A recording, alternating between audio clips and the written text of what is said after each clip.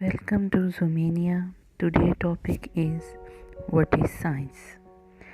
The earliest evidence of science can be found in prehistoric times, such as discovery of fire, invention of the wheels, and development of writing.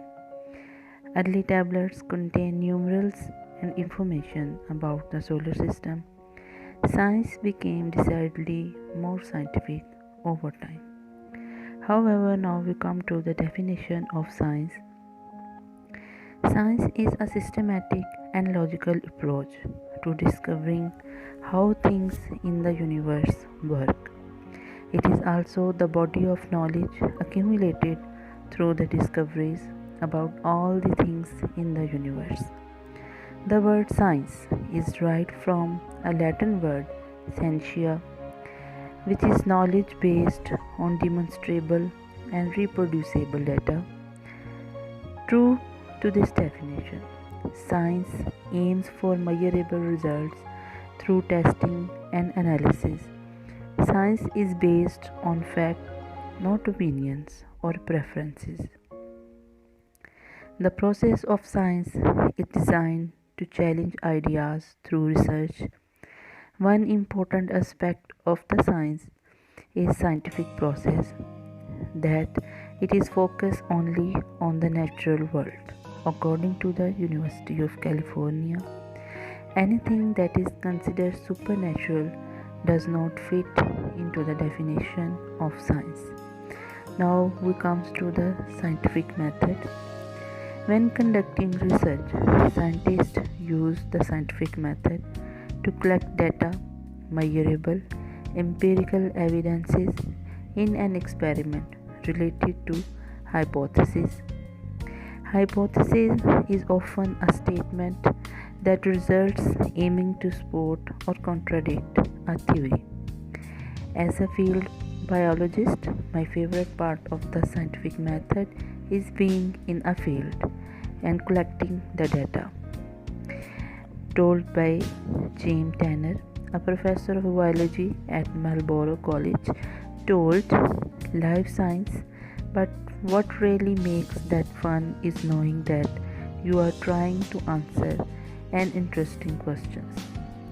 So the first step in identifying questions and generating possible answers, that is hypothesis, is also very important and is a creative process.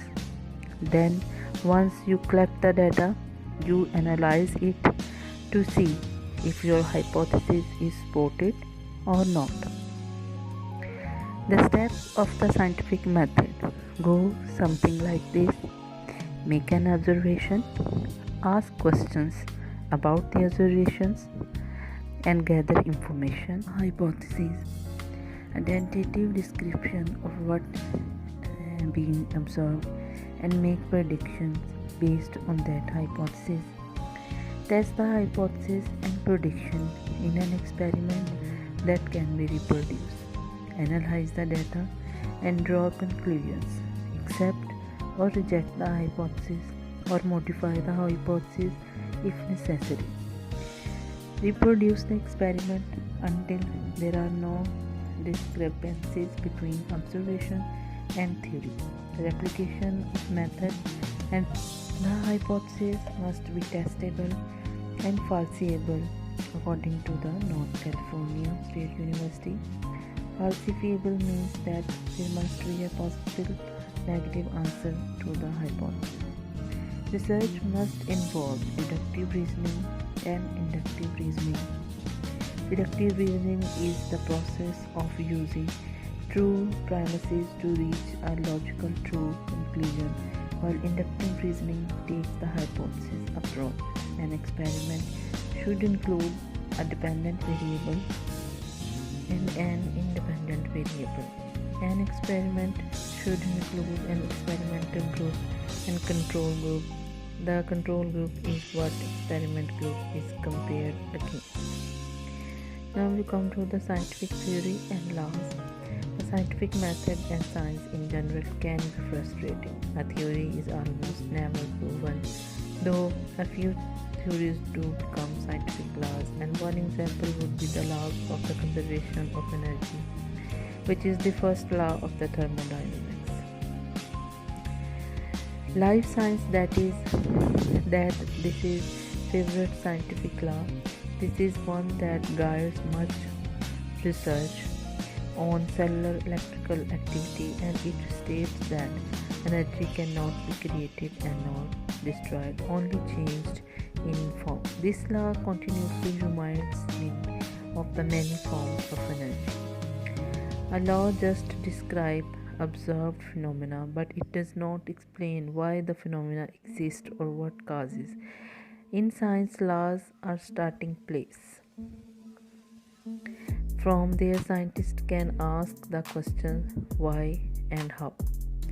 Laws are generally considered to be without exceptions, though some laws have been modified over time after further testing found discrepancies.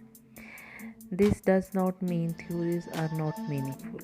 For a hypothesis to become a theory, rigorous testing must occur, typically across multiple disciplines, by separate groups of scientists.